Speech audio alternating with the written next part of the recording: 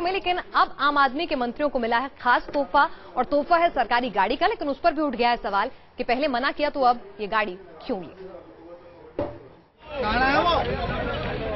ये VIP number है दिल्ली के आम कहे जाने वाले मंत्रियों की।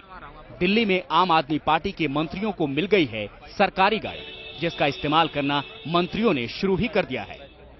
मेट्रो की सवारी कर जनता के बीच उनका दुख दर्द बांटने वाले मनीष सिसोदिया भी अब वीआईपी नंबर की सरकारी गाड़ी में सफर करने लगे हैं। लाल बत्ती की गाड़ी पे हमेशा हमारा विरोध रहा है कि लाल बत्ती का मतलब है वीआईपी। फिर तो चाहे गाड़ी सरकारी हो या अपनी हो, आम आदमी तो सड़क पे चल के तो फिर वो सब एक जैसी हो जाता है। सरकार में सबसे कम उम्र की मंत्री राखी बिरला को ऑटो में सफर करते हुए आपने कई बार देखा होगा, लेकिन अब वो भी सरकारी गाड़ी का इस्तेमाल कर रही हैं। और राखी सरकारी गाड़ी के इस्तेमाल पर क्या तर्क दे रही हैं, वो भी जरा सुनिए। क्यों नहीं जरूर है? पूरी दिल्ली में कैसे घूमेंगे आप बताइए? संभव है? आपको भी ऑफिस से गाड़ी मिलती है जब आप शूट पे आते हो, पर्सनल गाड़ी से तो नहीं आते, लेकिन ऑफिस आने के लिए पर्सनल गाड़ी लेते हो ना।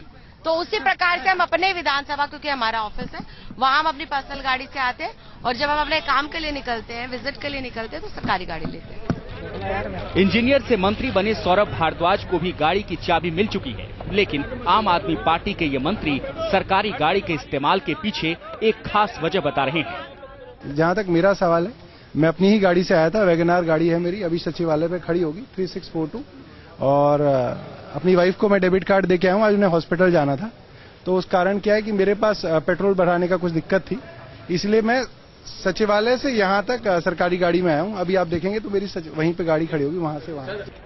सड़क से सदन तक पहुंचे आम आदमी के नेताओं पर दिल्ली ही नहीं देश भर की नजरें हैं। देश ने आपके नेताओं को ऑटो और मेट्रो से चलते देखा है, लेकिन अब डालनी होगी नई आदत।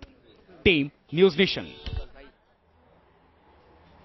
चलिए, बवाल जो है वो बंगला गाड़ी पर ही नहीं है, सुरक्षा के मुद्दे पर भी बड़ी बड़ी बातें कही गई, जो अपने आप में एक परेशानी का सबब बन गई। केजरीवाल ने जब सत्ता संभाली तो कहा सुरक्षा नहीं लेंगे, लगातार नानुकुर करते रहे। लेकिन अब दिल्ली पुलिस कह रही है कि केजरीवाल पर हमले के लिहाज से जो खतरा मंडरा रहा है, उसकी वजह से उन्हें पुख्ता सुरक्षा जो है वो मुहैया कराई जाएगी। दिल्ली के सीएम अरविंद केजरीवाल ने सीएम बनने से पहले भले ही अपनी सुरक्षा की फिक्र न की हो, लेकिन सीएम बनने के बाद दिल्ली पुलिस अपनी जिम्मेदारियों के तहत केजरीवाल को पुख्ता सुरक्षा व्यवस्था मुहैया करा रही है। यहां तक कि दिल्ली की सड़कों पर केजरीवाल जब अपनी ब्लू रंग की वैगनआर कार में सवारी कर रहे थे, तब भी केजरीवाल को 3 टायर सिक्योरिटी मुहैया कराई गई थी। बावजूद इसके केजरीवाल सुरक्षा लेने से इनकार करते रहे। लेकिन अब दिल्ली के पुलिस कमिश्नर उनकी सुरक्षा और बढ़ाने की बात कर रहे हैं, क्योंकि कमिश्नर के मुताबिक अरविंद केजरीवाल पर हमले के इनपुट हैं। अच्छे से जो वहां तक सवाल है थ्रेट परसेप्शन का, उसकी हमें जानकारी है। सुरक्षा कर्मियों को क्या करना है इसकी हमें जानकारी है, और जो व्यक्ति हैं उनकी जो चाहत है उसकी भी हमें जानकारी है। इन सब का समावेश कर हम जो भी मुनासिब इसमें कार्रवाई होनी है वो हम कार्रवाई करेंगे। कल तक सुरक्षा के लिए नाना करते अरविंद केजरीवाल की सुरक्षा पर अब 3 गुना ज्यादा खर्च होने का अनुमान है। हालांकि दिल्ली पुलिस कमिश्नर ने इस सवाल को टाल दिया। पुलिस के अंदर में कोई भी काम हम बिना जरूरत के नहीं करते, जितना उसमें जिस चीज की आवश्यकता होती है उतना ही किया जाता है। तो मुझे कोई लगता नहीं है कि मतलब ये इस प्रकार का अटकले लगाना, हाँ अच्छा है थोड़ा। सुरक्षा खर्च पर पुलिस कमिश्नर का ये टाल मटोल यूं ही नहीं है। कमिश्नर साहब भी केजरीवाल से खासे इम्प्रेस हैं।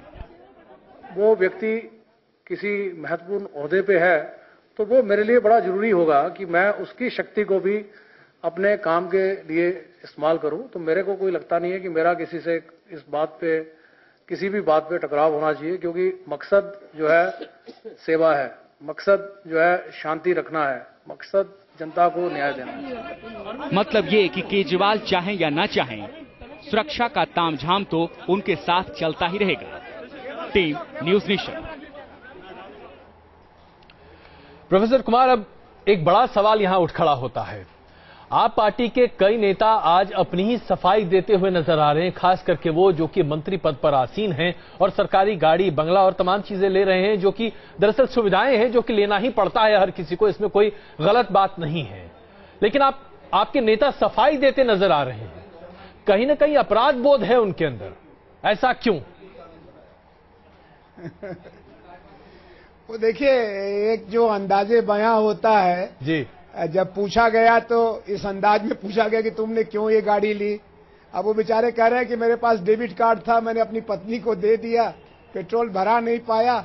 अब बजाय इस हिस्से को लेने के इस हिस्से को ले लेना कि वो सरकारी गाड़ी से सचिवालय तक आए हमारे इंजीनियर साहब जी, तो दूसरा वैसे ही ये जो सुरक्षा का है, जो हमारी कलम लिखी गई थी जी, जिसको हमने 18 पॉइंट चिट्ठी में भी बीजेपी और कांग्रेस के नेताओं को दिया था जी, उसमें लिखा था कि न्यूनतम सुरक्षा के अलावा कोई वो तामझाम नहीं रखेंगे।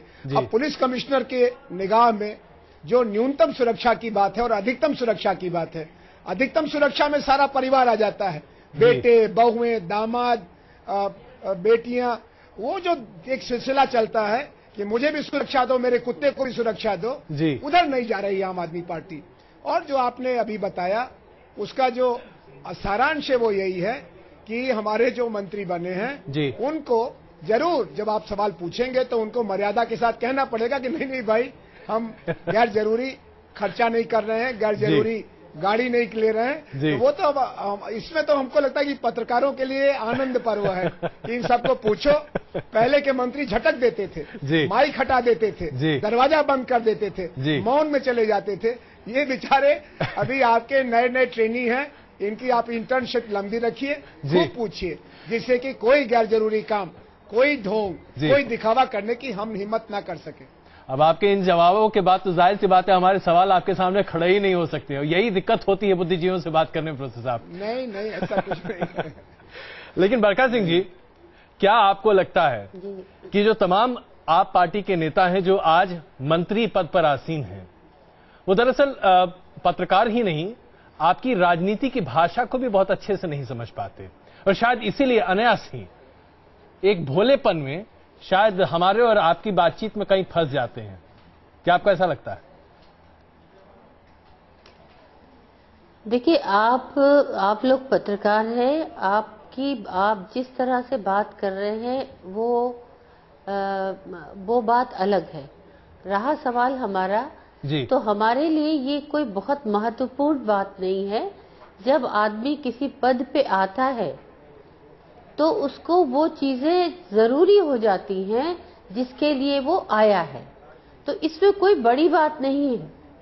ऑफिस मिलना, गाड़ी मिलना, ये चीजें कोई बड़ी बात नहीं है, इसको बिला वजह मुद्दा नहीं बनाना चाहिए।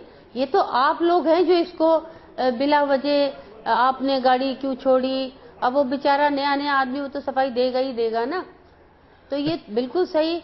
आप इसमें हमें इसमें नहीं बरखा जी, कहीं ऐसा ना हो कि ये जो बेचारे वाली जो फीलिंग है ये इतनी हावी हो जाए कि आप पार्टी अपनी गलतियां भी इसी में छिपा ले जाए। सजग रहिए। देखिए, हम क्या कह सकते हैं, आप बताइए। अब वो जानेंगे, आनंद जी जानेंगे जी, और जनता जानेगी। चलिए, हम लोग तो निंदक नेरे राखिए जी, जो अभी कबीर जी का दोहा पड़ा है, तो हम तो उसी श्रेणी में आते हैं जी कि निंदक नेरे राखिए जी। चलिए विजेंद्र श्रेणी में हैं। जी विजेंद्र जी, क्या लोग कह रहे हैं कि आप खामखा का भी इशू जो है वो बना रहे हैं? अगर कथनी करनी में थोड़ा सा फर्क हो भी गया तो बेनिफिट ऑफ डाउट दीजिए, सिस्टम नहीं समझते थे, और कहीं ना कहीं अगर कुछ चीजें ली हैं तो बहुतों से तो अभी भी बेहतर है, जो पूरे लाभ लश्कर के साथ चलते थे, जो तमाम सुविधाएं कुछ जरूरत से ज्यादा लेते थे, उनसे तो बहुतों से अभी भी बेहतर है। लोग तो ये भी तर्क दे रहे हैं आपके फेवर में, आप इसको कितना वाजिब मानते हैं? एक चीज में तो मैं मीडिया को दोषी ठहराना चाहूंगा। अभी मैंने देखा आपने सौरभ भारद्वाज को इतना कंफ्यूज कर दिया, तो बेचारे सफाई देते हुए ऐसे लग रहे थे कोई चोरी पकड़ी गई कि नहीं मेरा डेबिट कार्ड वहां रह गया, और ज्यादा कंफ्यूजन क्रिएट कर दिया। अच्छा चलिए, देखिए विजेंद्र जी एक बात की मैं आपको बधाई देता हूं, डर के आएंगे। देखिए पिछले 15 दिनों में आपने ऐसा एक भी मौका नहीं पाया था जिसमें आप पार्टी की किसी भी नेता की तरफदारी या उसके साथ खड़े दिखाई दें। आप पहली बार सकारात्मक विपक्ष की भूमिका में हैं आज।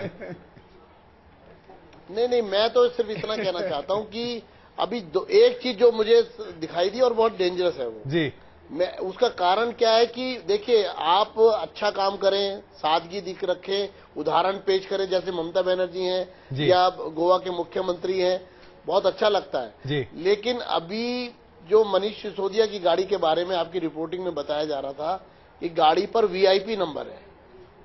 अब ये वीआईपी नंबर गाड़ियों पर क्यों लग रहा है जी, ये तकलीफ का विषय है। मैंने बताया कि कोई दिक्कत नहीं है, खेल के नियम आपने तय किए थे जी, और खेल के नियम आप खुद तोड़ रहे हैं, उससे जनता का दिल टूटता है।